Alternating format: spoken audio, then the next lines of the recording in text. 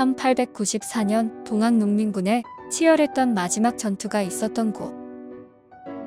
다크투어 이번 여행지는 공주 우금치 전적입니다.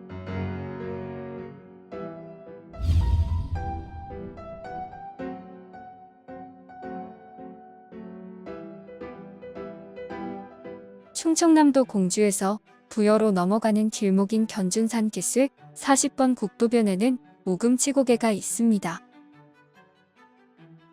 1894년 2만여 명의 동학농민군이 일본군 200여 명을 포함한 2,500여 명의 관군에게 크게 패했던 동학농민운동의 마지막을 기억하고 있는 곳입니다.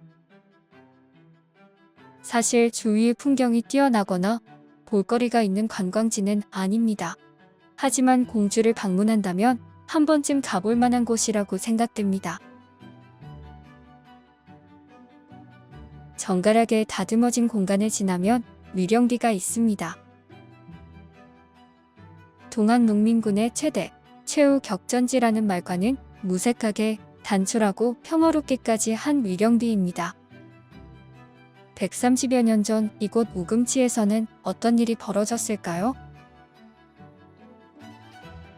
1894년 음력 1월 전라남도 고부군수 조병갑의 폭정에 대항하기 위해 고부의 동학접주 전봉준이 고부 밀란을 일으키면서 동학농민운동이 시작됩니다.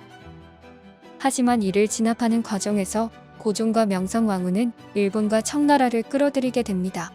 자국민을 진압하기 위해 외국 군대를 영토로 끌어들인 최악의 선택이었습니다. 이를 기회 삼아 일본은 경복궁 점령과 청일전쟁 등으로 조선의 침략의 속도를 올립니다. 결국 동학농민군은 일본군을 몰아내기 위해 전라북도 삼례에서 두 번째 분기를 했습니다. 전봉준이 지휘하는 농민군은 논산에 머물며 공주를 첫 번째 주요 공격 목표로 설정하는 작전을 세웠습니다. 경복궁을 목표로 진격하던 동학농민군은 반드시 이 우금치 고개를 넘어야 했습니다. 이렇게 해서 우금치로 향하는 동학농민군은 약 2만여 명. 공주로 오는 동안 수차례의 전투에서 이미 많은 병력을 손실한 동학농민군은 이제 더 이상 물러날 곳이 없었습니다. 하지만 최신식 소총으로 무장한 일본군과 관군은 우금치 고개 높은 곳에서 먼저 기다리고 있었고, 제대로 된 무기도 없이 죽창과 농기구로 대항했던 동학농민군은 이곳에서 전멸에 가까운 패배를 당합니다. 결국 우금치 고개를 넘어 경복궁으로 가서 일본군을 몰아내려 했던 그들의 목표는 이루지 못하게 됩니다. 전봉준은 다시 농민군을 모아 진격하려 하지만 부하의 밀고로 1894년 12월 잡히게 되면서 1년여간의 동학농민운동을 실패로 끝나게 됩니다. 2만여 명의 동학농민군 중 전투 후 남은 농민은 불과 500여 명. 산 위에서 비처럼 쏟아지는 총알을 향해 진격하던 동학농민군은 어떤 마음이었을까요? 실제 동학농민군의 시신들은 산 정상을 향해 차곡차곡 포개어진 채 있었다고 합니다. 누구 하나 뒤를 돌아 후퇴하는 사람이 없었다는 뜻이죠. 다들 알고 있지 않았을까요?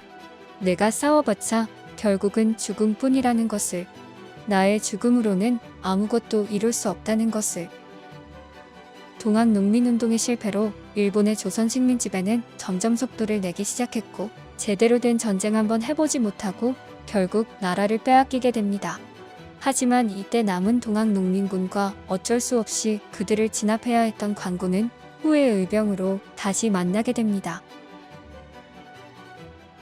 동학농민운동은 실패로 끝났습니다. 그것도 아주 처절하고 안전한 패배였죠. 하지만 130여 년이 지난 지금 과연 패배라고 이야기할 수 있을까요? 이곳 우금치 전적에서 잠시나마 생각해 보는 건 어떨까요?